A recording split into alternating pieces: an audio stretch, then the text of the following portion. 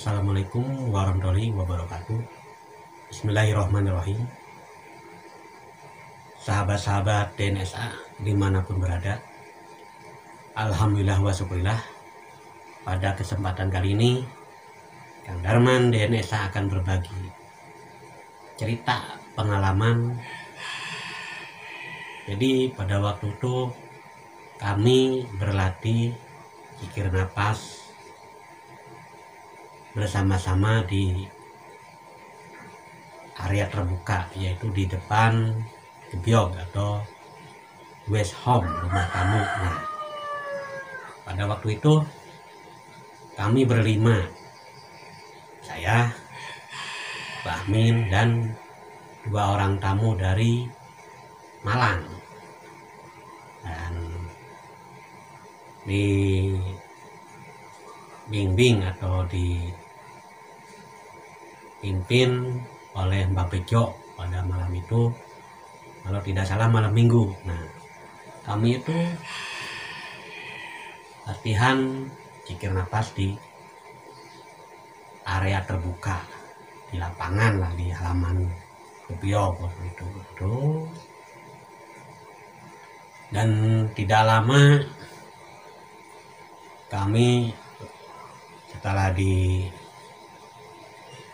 arahan sama Mbak Bejo, terus langsung berzikir dengan star masing-masing bahasanya. Jadi tidak dipimpin atau diarahkan, tapi bareng-bareng gitu. Nah, udah itu semuanya kalau tidak salah hampir 1 jam lamanya pada malam itu. Setelah beres semuanya, terus kami sharing pengalaman dalam berzikir nafas bersama itu. Satu persatu diutarakan atau diseringkan bersama, dan ditanyakan kepada Mbak Bejo, si A, si B, si C. Nah, semuanya pengalaman dalam berzikir nafas itu berbeda-beda, mengalami sensasinya juga berbeda-beda. Nah, pada waktu itu saya mengalami atau menyaksikan ketika berzikir, pertama Allah menyaksikan saya, mak saya. Wah, tapi saya terus lanjut meluncur. Allah ya man. Nah, mak saya terus kelihatan itu ya Pak. Terus saya karena menuju ke Allah ya Allah gitu. Disaksikan, karena dipersaksikan Allah ya cukup dilihat saja, tapi tidak sampai lama gitu, atau tidak sampai bertanya hati ini, oh mas saya, nah, tidak, lanjut. Nah, setelah itu Allah mempersaksikan almarhum istri saya. Wah, persis pokoknya. Nah, di situ tetap saya lurus ke Allah terus. Allah. Jadi ya terlihat, karena itu kan semuanya Allah yang memperlihatkan. Nah, ketika semua itu sudah dilalui, tidak terasa itu ya. Saya mengalami atau dipersaksikan Allah itu menyaksikan kami berlima. Tapi di situ tidak kaget dan tidak bertanya. Namanya juga dipersaksikan ya disaksikan.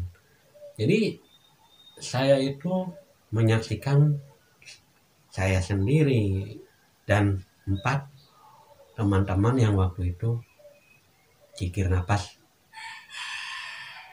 di area terbuka bareng-bareng pada malam Minggu kemarin. Nah, setelah itu saya sharingkan kalau saya ini Mbah pengalamannya gini-gini, dan nah yang terakhir saya mengalami menyaksikan di atas ke bawah gitu, menyaksikan saya dan Bapak Bejo, Mbah Hemi, dan dua teman yang dari Malang itu. Nah, tapi saya tidak bertanya-tanya dan tidak memikirkan apa itu ya, udah loss, biar Allah yang ngasih jawaban. Dan di situ Mbah Bejo ngasih jawaban, katanya Kang Darman perluas lagi kesadarannya, nah gitu. Oh iya Mbah. Jadi setelah itu saya sharingan lagi kepada Pak Pur, beneran itu. Nah, ya Pak. Setelah itu ya saya tidak memikirkan lah, tidak bertanya-tanya. Akhirnya biar Allah ngasih jawabannya dengan tandanya. Nah setelah itu memang apa yang diprestasikan itu kan karena Allah. Itu kan semuanya perbuatan Allah, itu apa Allah. Jadi ketika saya diperlihatkan emak saya, sebenarnya di dalam perjalanan berzikir nafas rohania itu mengalami penyaksian. Nah, yang dinamakan sensasi itu kadang di sebalik sensasi itu ada tanda, ada pembelajaran, dan ada pemahaman dari Allah. Nah, ketika saya diperlihatkan emak saya, ya itu tanda, berarti memang tandanya jelas saya ingat mak saya waktu itu. Terus kedua, saya mengalami dipersaksikan oleh Allah itu almarhum istri saya, itu juga tanda dan itu juga pembelajaran. Nah akhirnya saya dipahamkan, oh iya, karena saya sudah lama tidak pernah ngirimin hadiah atau Al-Fatihah pada almarhum istri saya. Nah, gitu. Ya. Terakhir, alhamdulillah kemarin itu dikasih tanda sama Allah ya, karena pengalaman yang terakhir kan saya menyaksikan saya sendiri dan 4 teman yang berdn bareng pada malam itu. Ternyata emang ada suatu kesalahan. Saya mengalami suatu titik jenuh. Itu ternyata oh iya. Ya saya benarkan jawaban dari Mbak Bejo itu. Jadi perluas kesadarannya Kang Darman. Nah, jadi memang ketika menyaksikan yang 5 itu kan menyaksikan itu doang. Jadi kalau emang kesadaran luas pasti akan menyaksikan yang lain-lainnya. Tidak global, tidak menyaksikan saya sama teman-teman saya doang gitu. Jadi menyaksikan itu di atas, kayak di atas ke bawah melihat itu. Nah jadi itu kesadaran memang, tapi tidak meluas. Nah, karena diproteksi oleh suatu ketitik jenuhan diri saya pada waktu itu. Apa titik jenuhnya? Ya titik jenuh karena Allah memahamkan sesuatu ilmunya yang tidak pernah saya alami dan tidak pernah saya ketahui. Dan titik jenuh ini alhamdulillah saya dipahamkan oleh Allah Subhanahu wa Ta'ala dengan tandanya. Ternyata saya harus terus istiqomah, berzikir nafas, lurus kepada Allah, dan jangan pernah mencari apapun dalam berzikir, mencari ketenangan ataupun kedamaian. Jadi biarkan semua itu Allah yang memberi. Ketika memberi barulah kita terima. Tapi kalau kita mencari maka akan dibenturkan dengan titik jenuhan. Itulah sekelumit pengalaman Kang Darman di desa waktu berzikir nafas bareng di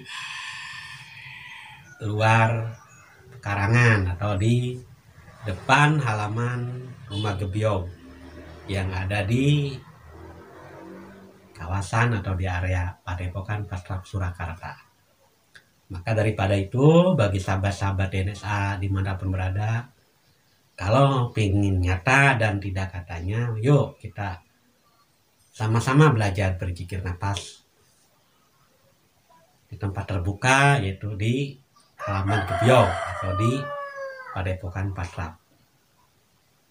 Mari kita sama-sama belajar, biar tidak katanya lagi, tapi kita sama-sama mengalami. Nah, nanti apa yang terjadi, yang kita alami, kita sama-sama sharingkan. Semoga apa yang Kang Darman ceritakan saat ini bermanfaat bagi diri saya pribadi dan bermanfaat pula bagi sahabat-sahabat DNSA yang dimuliakan Allah Subhanahu wa taala dimanapun berada. Usikum bitaqwallah. Akhir mukalam. Wassalamualaikum warahmatullahi wabarakatuh. Tetap lurus kepada Allah dan sadar Allah.